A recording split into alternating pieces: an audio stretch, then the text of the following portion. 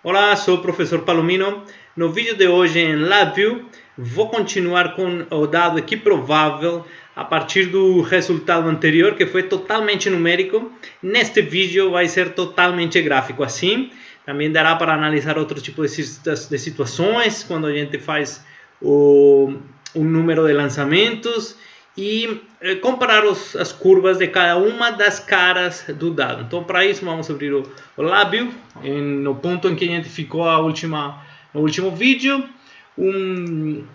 Vamos ver aqui como era que funcionava. Ele inicializava as variáveis, as 6 variáveis que se aparecem aqui, utilizadas para acumular o resultado de cada das caras do dado. Então, se eu coloco aqui 10 lançamentos, eu mandava rodar aqui neste de num1 a num6 e armazenar o resultado das vezes que ia caindo cada cara. Então, num4, esse num4 quer dizer que aqui está contido, neste caso 3, as vezes que o número 4 caiu em 10 lançamentos. Então, este 3 indica que 3 vezes o número 4 caiu nesses 10 lançamentos. Observem que nem sempre dá o mesmo número, né?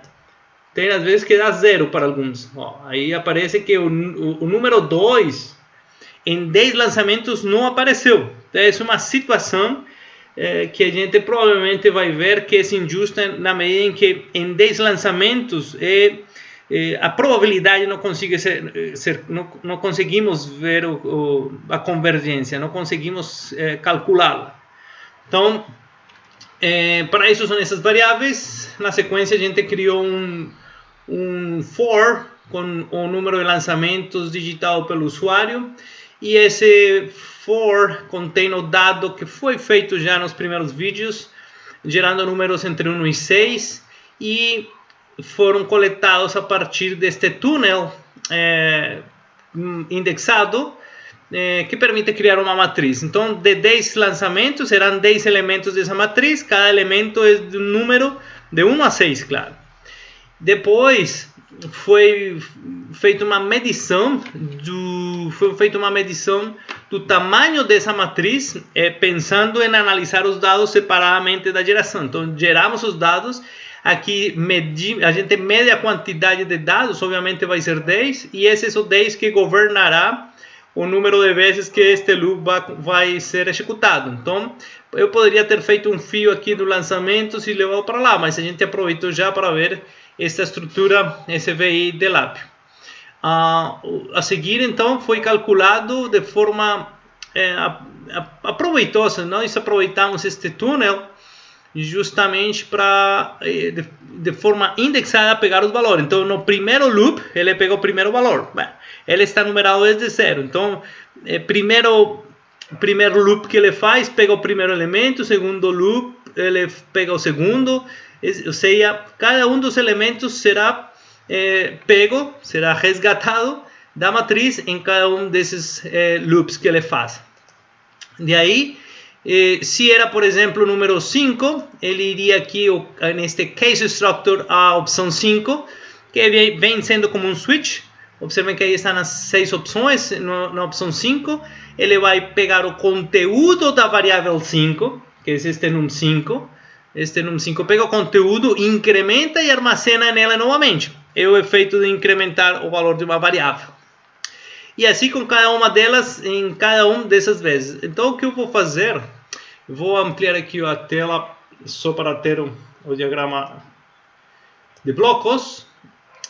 Expandir um pouco mais este sequence structure, e dentro deste for eu vou construir dois momentos, um momento em que ele faz a alteração dessa variável e outro momento onde eu vou calcular a probabilidade, que já tinha na verdade, né? Lembrando que o último era o cálculo da probabilidade e depois stop, né? Então, neste último momento a gente vou suprimi-lo porque eu vou fazê-lo agora antes. Lembrem que minha intenção é ver graficamente o que foi a forma como os números foram acontecendo, aparecendo. Então vou ir calculando gradativamente a probabilidade e coletando esses dados em uma matriz. Então vou fazer aqui um clique direito para suprimir este frame, delete this frame. Então ficou só stop, o programa em si e o programa inicial. Digamos que era em essência o que tinha sido feito a vez passada com este cálculo de probabilidade. Então aqui eu vou garantir um outro momento. Este momento se garante com o frame, com uma estrutura flat sequence, onde os frames estarão indicando o que acontece, como acontecem os eventos, a sequência de eventos. E aqui aparecerá então meu segundo momento. Me interessa então criar uma matriz do comportamento de cada um dos dados, né? Então, uma forma é, aqui já está a equação, né? A estrutura que, tal qual como foi feito a última vez, eu vou pegar este lançamentos, não é uma constante agora, né? Este lançamentos agora terá que ser dinâmico, porque conforme o for vai avançando, ele deve ir calculando a probabilidade em função de esses lançamentos ou desse loop que vai acontecendo. Então, está no loop quinto, ele deveria considerar a probabilidade de todas as caras, considerando 5 lançamentos. No sexto lançamento tem que fazer o mesmo. Então, ele em cada um dos for tem que ir calculando a probabilidade. Esse valor eu vou coletá-lo para depois graficá-lo. Então, seria basicamente pegar isto e colocá-lo aqui dentro. O espaço está muito pequeno, mas observem que ele se ajusta. Ele me ajuda a ajustar os tamanhos. Ó, clicou e abriu um pouco mais. Claro, ficou tudo apertado. Ficou meu indexador, ficou aqui. Eu gosto que fique sempre nessa posição, que é essa posição padrão do for. Então a gente sempre que precisa ver o indexador está ali, né? O indexador quer dizer, este é um valor que dá para colocá-lo em um indicador e ver em que momento do loop está, ou quantas vezes percorreu o loop. Enfim, então este lançamentos, eu vou tirar este lançamentos, pessoal, porque não me interessa o lançamentos final, né? Que é este mesmo valor que foi considerado o total de lançamentos. Não, agora quero que em cada for ele suponha que esse é o máximo de lançamentos, calcule a probabilidade. Então, observem que eu só vou conectar aqui e pronto. Então, eu utilizo o i de iteração para saber em que momento do for está, e com isso calculo a probabilidade. Isso ficou meio bagunçado já da última vez, então vou aproveitar para dar uma ajeitada aqui, né? Às vezes parece uma perda de tempo e é relativo, né? Se você está pensando em um trabalho para já mostrar um relatório e tal, então isto tem que ser, é melhor fazê-lo na hora, senão depois fica difícil encontrar ou gastar muito tempo para isso, né? Então vamos aqui utilizar a distribuição, beleza? Está aí, este é um número 100 que eu posso, é uma constante, sempre vai ser 100, então eu posso colocá-lo fora de tudo. Então eu vou colocar aqui e clico, pronto. Vou aproveitar também já para organizar estes aqui, mantenho Shift e posso selecionar vários, né? Entre o primeiro e o último preciso que organize na distância, então colocamos um centralizado aqui, uma proporção das distâncias, ficou bem, este está bem. Então esta é a mesma coisa, todas essas multiplicações dá para organizá-las de forma uniforme, as distâncias de forma uniforme, e pronto, acho que não peguei. Vou pegar aqui assim, seleciono e organizar a proporção disso. É a mesma situação com estes indicadores. Entre o primeiro e o último ele organiza proporcionalmente. Então já ficou bastante melhor, né? Sem dúvida está bastante melhor. Vou só esticar um pouco. Aí baguncei. Mas é só para garantir que este senhor aqui também está um pouco mais afastado. Beleza, tá?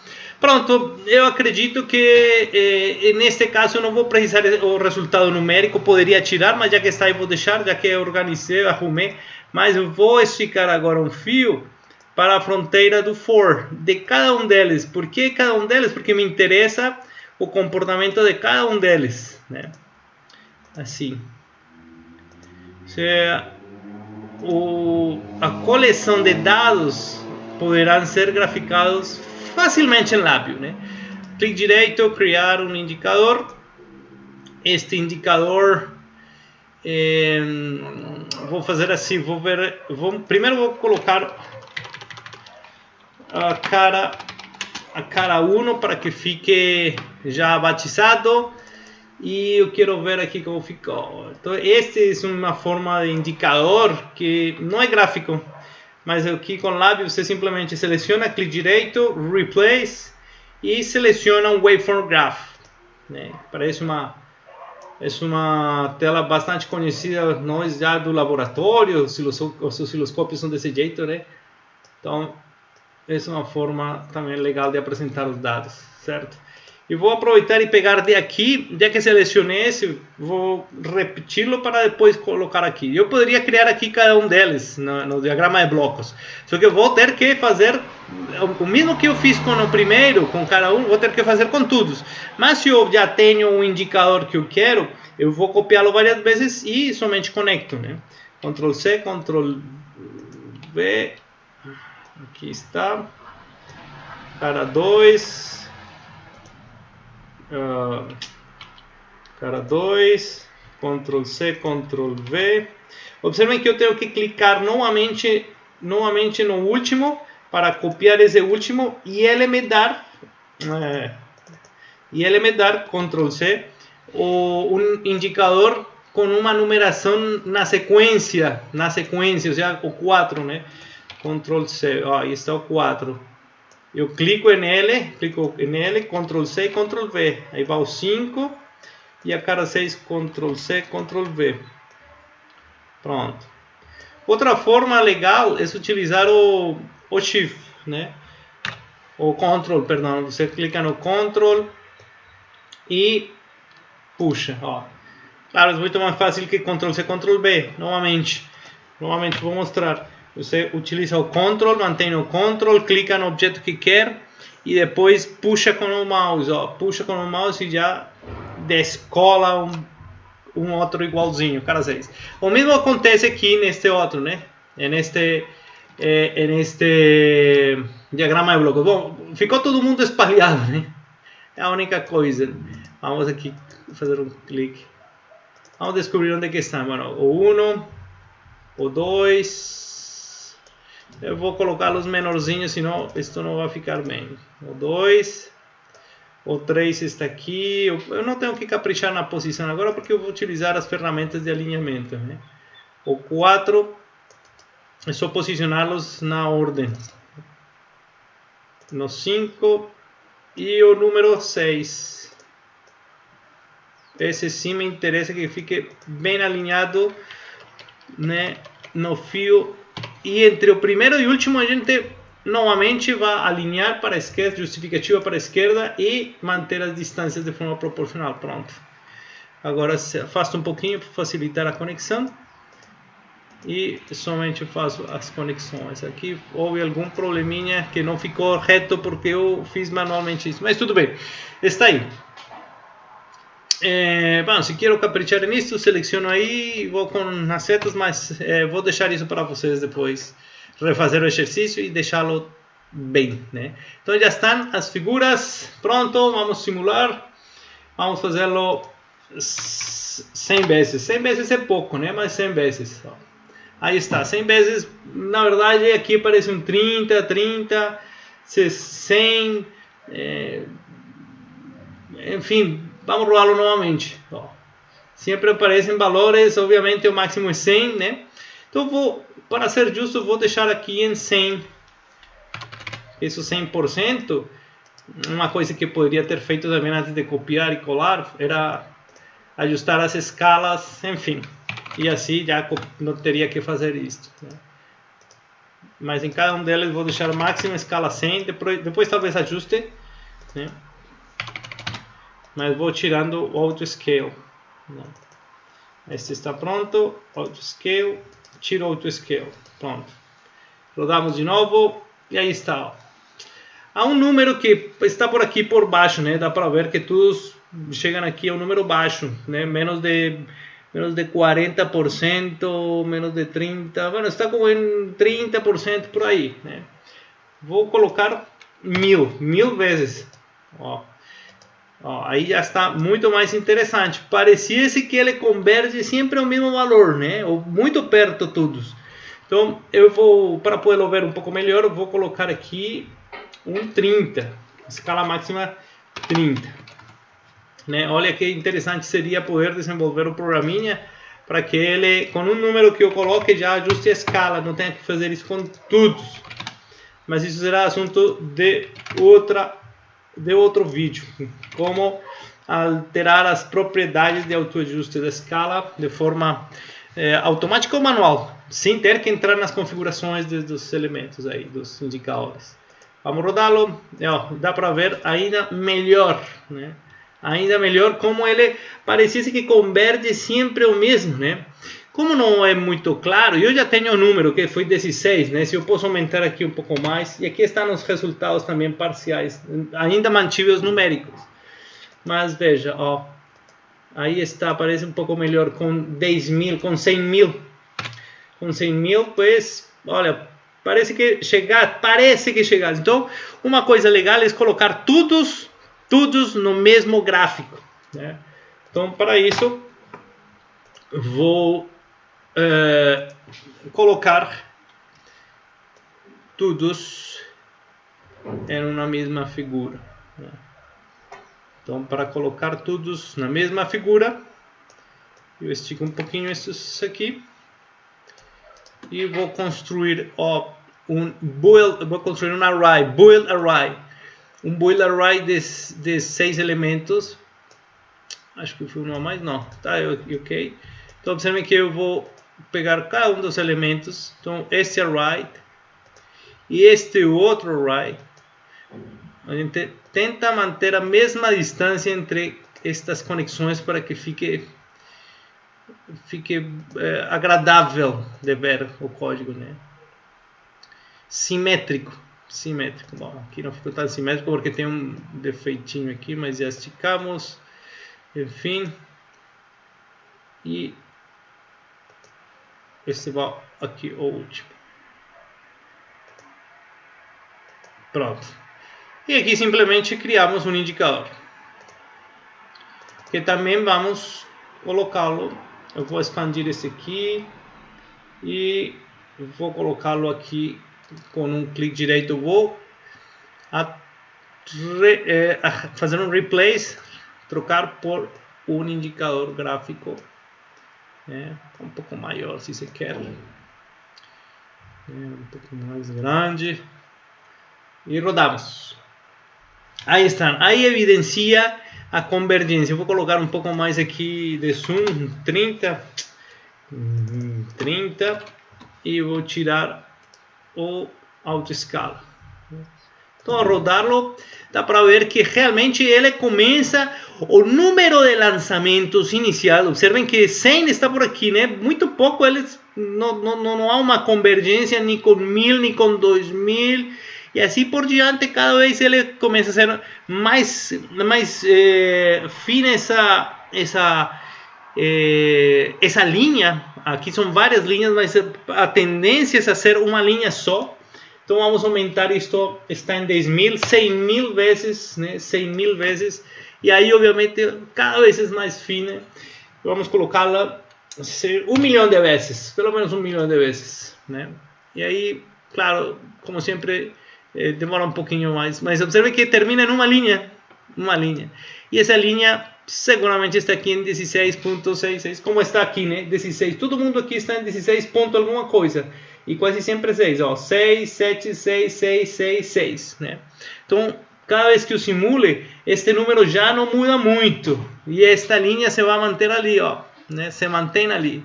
A convergência é claríssima, né? É claríssima. É uma forma de provar que o dado é equiprovável, né? Um desafio seria evitar que o dado seja equiprovável, né? e aí a gente começaria a ver que a convergência dele seria maior e outros menor, né? Ou seja, que um dos lados do dado teria uma probabilidade maior a acontecer, né? Então, aqui, bueno, isso seria o resultado final.